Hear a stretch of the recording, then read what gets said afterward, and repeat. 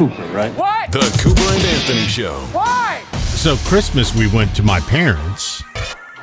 Everybody dreads that. It's like, because nobody gets along with anybody. It's just a weird thing, and everybody gets hammered drunk. Mm-hmm. Everybody. So even mom, by the time we get there, she's hammered. Wow. So so I went in and helped mom cook a bunch of stuff, and my brother took me to the side and took me out to the garage. Uh-oh. For what? Are you in trouble? He goes, "Can I talk to you?" So we went out to the garage, and he goes, God only knows what's coming next. Because we haven't said, 5 words to each other in 10 years. Shit. Yeah, I mean, we don't talk. We just go, hey, and that's all we get. He goes, "I'm going to man up. It's been many years. We haven't talked. It's all been my fault. It started with this one thing. I was hammered drunk. I just wanted to apologize and tell you I love you and life is too short." And he went through this whole thing. I was like, where'd that come from? So were you like, fuck off? Or were you like, okay? No, I was like, dude, thanks. I mean, wow. Now that I don't know why he did it. I don't know. Because the parents are getting older. I don't know. But it was nice. I would have never taken that step. That part of me doesn't live in me. Me neither. Yeah, me neither. But wait, so are you guys going to be like friends now, or is it just to make it more comfortable when you see him again? I mean, do you have plans? Are you going Harley riding next weekend? Like, what are you doing? No, I mean, we still have zero in common. So we said probably 14 things more to each other than we did in the past 14 years. So we got along. He got hammered drunk, and I was just like, okay, we stayed a little bit longer. Everybody was nice. Wow. It was weird. It's a Christmas miracle. That's what it was. And everybody got along. Everybody was happy. It was crazy. Yeah, there's something going on. I don't know. I still don't trust him. I don't know the underlying. His wife talked to us, which she never talks to. It was a whole thing. His kids talked to us. They never talked to us. Wow. Yeah, I think they all had a meeting and before we showed up and said we have to be nice to him. I don't know. It was weird. It hit me out of left field. What do I do? I wonder if are they suddenly like religious? Did they go are they part of some weird cult or something now all of a sudden? No, I just think we're getting older, and why should we carry this on? And he started it. Yeah, but why would it matter that you're getting older? I mean, I haven't spoken to my biological father or my 2 brothers for going on 30 years now. And if either one of them called me and said, let's bury the hatchet, I'd be like, in your head, no. There's nothing they can say to me at this point that I would ever want them back in my life. Nothing. There's nothing they could. Well, there's one thing they can say. Dad died and left you $1 million. Right. That they could say. But that'd be okay. Nothing was said or done that never crossed the line that we couldn't come back from. I mean, he talked some smack one year, like 10 years ago. Yeah, what started it? What started it was my son. Every time my youngest son goes there, because he's an IT person, they put him to work. Something's wrong with it happens every house he goes to. Yeah, sure. We need to put him on retainer. And that's what I told him. I said, the whole family needs a family retainer. You just come in and fix our stuff. So one year, this is before he really got an IT, but he knew computers. So my father has all the passwords to everything written down on this piece of paper.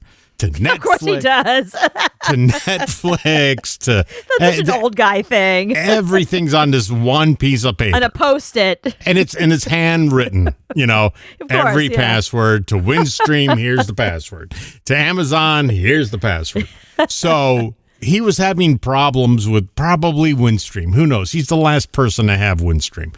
So my son goes over there. He takes the paper and he's playing with the computer and all that. My brother said he's stealing passwords. Oh my God! He's gonna steal. He's stealing passwords. He's gonna take all your money. That's where it started. Yeah. Which is the stupidest thing the grandchild is coming in to steal the tens of dollars that your parents have. Yeah. I mean, it's not like they're millionaires. They don't have a lot. I saw him take his phone and probably take a video of all the passwords. He's stealing passwords. He's got your bank account information, and he was hammered drunk. So he brought this up, and I was like, tell him to come to my house and tell me this. Even my son wanted to fight him. He's like, I'm going to beat his ass. So that's where it started. But I said, you know what? Ever since then, I haven't thought twice about it. I really haven't. Wait, so you didn't confront him during that time? No. Like when he said that, you didn't get in his face and say that to my face? I see him 3 hours a year. Right. You know, I don't want to even get involved in that. Just, you can say what you want. I don't care. Okay. But he was the man to come up to me and say it was wrong. He apologized. He was sorry. How many years did it take him to do that? 10 years. Wow. So 10 years have went by that we had nothing to do with each other. So do you feel differently about him now? Have you forgiven him? Like, oh, okay. Yeah, I thought, right. And the funny thing is, my wife's flipping out because she texts me and she goes, what's going on with Jeff? Why did he take you to the garage? What's happening? Beat you up. Yeah, I mean, she had no idea what was going on. I was like, it's fine. I'll tell you later. Don't worry about it. Everything's good. And then the wife started being nice too? The wife was great. She took the wife outside and the kids outside and talked to them, and they had a great time talking about cars and whatever wives talk about. I don't know. Talk about the shoes and wife things. I don't know. Okay. It was strange. Christmas miracle. How many vacuums do you have? That's what they talk about. I have one in every room. They did that. They were talking about the Roombas. So your Roomba takes a photo of dog poo? Yes. Oh, I got to get that Roomba. We have 3 of them. Oh, really? We only have 1. Oh, we have to go buy 2 more to keep up with them. They were talking about that. So, yeah, it's the most we talked to the family in 10 years. Well, that's great. I'm happy for you. I think it sounds like you, had a very unexpected holiday. Yeah, I said that was a good Christmas present. Thank you. So, wasn't expecting it. Good for you for not holding a grudge. Good for you for accepting an apology. It's tough to do. I guess it depends on where it comes from. I mean, I had the same situation. One of my very best friends in the whole wide world, my best friend. I had a boyfriend. Then I was engaged. She was single, and she was single, and she was single, and she was very resentful because all she wanted was to be married. That's all she wanted. And I had this great guy at the time. It was my ex-husband. And I don't know, for some reason, there was something. Remember, somebody had said to me at the time, just because you don't have everything you want doesn't mean you don't have everything she wants. Mm-hmm. That was interesting. So we were at an Oscar party, and we were doing this thing. We were doing the, where you like have a ballot or whatever. And we were stupid. Like everybody put money in. So the person that won at the end of the night won like $200. It was a big deal. Yeah. Mm-hmm. So you write in who's going to win. It was the year that Spirited Away won an Oscar, and I didn't know the name of it. I wrote the Spirit movie, because I didn't remember the name of it.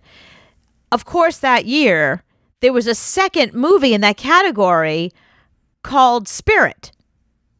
Right. Which I didn't know. It was like some, I don't know, foreign film or animated or whatever it was. So I meant Spirited Away because that was the big film that did really well. I never heard of like whatever the other movie was, like Spirit, the Wonder Horse, or The Spirit. I don't even know what it was. So we had a huge fight over that. And the guy whose house it was ruled on what he was the judge. He ruled that I meant Spirited Away. So I win that category. Mm-hmm. Well, that was like halfway in the middle. In the end, of course, what happened was I beat her by 1. Oh. She wins every year. I beat her by 1. So I won that year. And the only thing that was sort of hanging over my head was that Spirited thing. So she takes the money and she comes in and she throws it in my face. She goes, "Here's your effing winnings," and threw it in my face. 'Cause you cheated. I didn't cheat. I said, Linda, I'll split it with you. Let's just split it. I don't care. Like, it's just, I'm not going to lose a friend over this stupid thing. Like, let's just, because let's say I didn't get the Spirit one. Then we would have tied and we'd split the money anyway. Let's just split the money. No, you won fair and square, according to Woody, because he ruled. And we had a huge blow up. I ended up taking my new fiance by the hand and going, "We're getting out of here. Thank you very much, Woody and Juan. Thanks for having us." And we got the heck out of there. And that was it. She and I never spoke again. Never spoke again. This was my best friend, my ride or die. We spent summers together. We vacationed together. We worked together many times at the same job. Like, she was my total ride or die.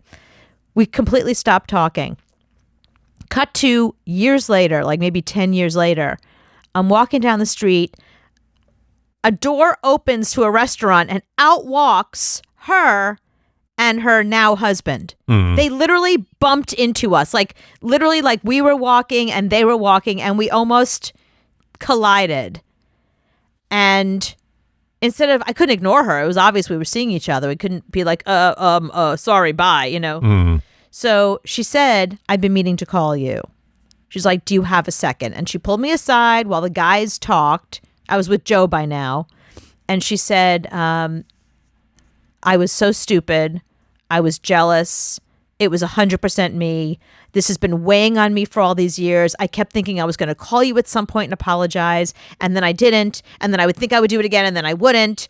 And now that I'm seeing you, it's time. I just want you to know that I'm so sorry." She took full responsibility. And we exchanged numbers, and now she's my best friend again. Oh, I thought the story was going to be, and I said, "Screw you, bitch."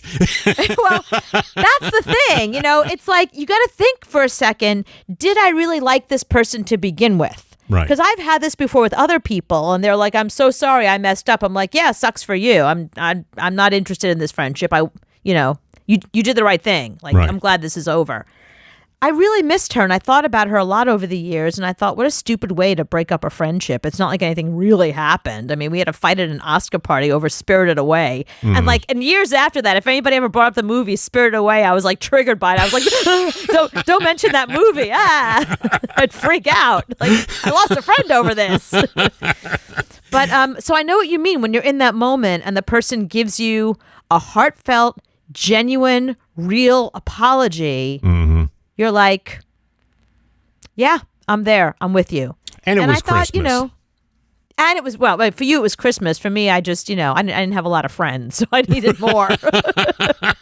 It would have been really bad to go in the house following that and shoot down him and then walk back into the house. That would have been bad. Screw you, and then walk in the house and be like, "Okay, what's for dinner?" Time to pray. Because that was the next thing, was the prayer for the food as we walked in. So that would have been very strange. Look at you and I embracing forgiveness.